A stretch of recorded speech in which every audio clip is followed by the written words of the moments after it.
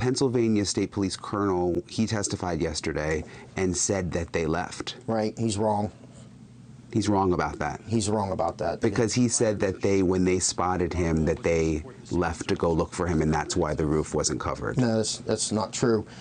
They stayed where they were. They could not see where he was located when he was on the roof. Their vantage point was, they would literally had to have been leaning out the window looking over to where he was located. But they were still where they were supposed to be. And they couldn't find him. He had walked around the building and they had called it in. So they didn't leave their posts. I don't know why he said that, but I mean, that was a pretty serious thing to say to Congress. Well, yeah, it was. And I'm not saying he wasn't telling it. I mean, maybe he was told that and that's what he believes happened, but that's not what happened. They did not leave. They just couldn't see where he was from where they were. The vantage point did not permit them to see where he was shooting from. Yeah, it seemed like almost immediately the finger pointing started. You know, we were hearing from Secret Service sources that it was the local law enforcement's fault. Local law enforcement was afraid to talk, but, you know, on the defensive. What do you make of that? I mean, is it the local police that dropped the ball, or is it the feds? I don't think, it was not the local police or the local law enforcement that dropped the ball. They had specific duties assigned to them by the Secret Service. They performed those duties. And so I'm not pointing the finger at Secret Service. I'm not pointing the finger at the state police.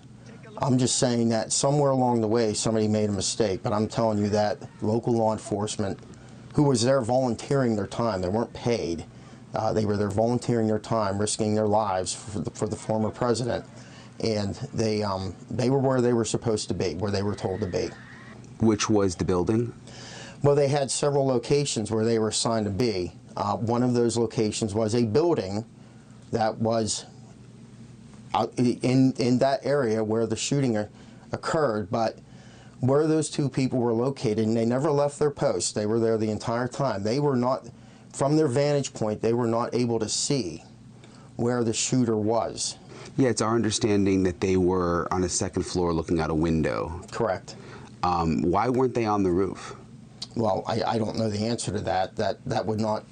They would have been where they were told to be. So I don't know why they weren't on the roof, but they were supposed to be in that second floor at those windows. Are you surprised that the Secret Service put local law enforcement in charge of a building so close to the former president, you know, so close with direct line of sight, essentially? Well, no, I'm not surprised. I wouldn't say that they were actually in charge of that building. I would just say that that's where they were supposed to be to observe a specific area within the venue to see if there was anything that was going to occur.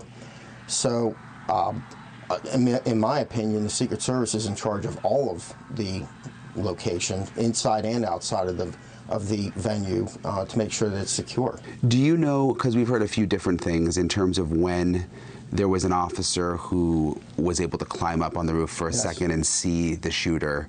Can you walk us through what you know about how that happened?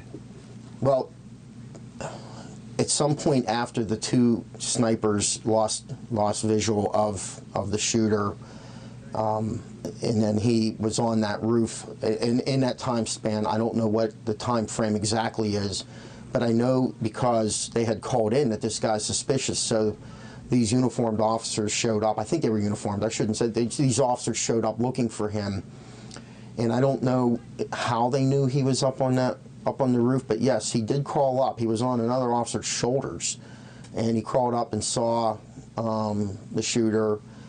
He turned. I don't know if he aimed at him or not, but when he did that, the officer, in natural reaction, kind of ducked down, and he ended up falling off of the other guy's shoulders. And I don't know if he was injured in that or not.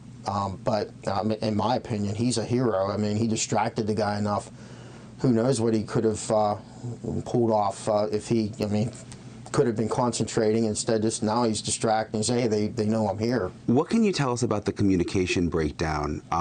There were several Congress people here yesterday as part of the Homeland Security Committee who said that that there was not a local police officer in the room, the Secret Service Command Center, that had a radio that was able to keep everybody in touch. So what I'm understanding is the Secret Service had their own radios, our local guys had their own radios, and the state police had their own radios, and they could not communicate with each other.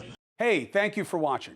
Please go to newsnationnow.com, newsnationnow.com, and you can find NewsNation on your television provider. And don't forget to click the red subscribe button down below.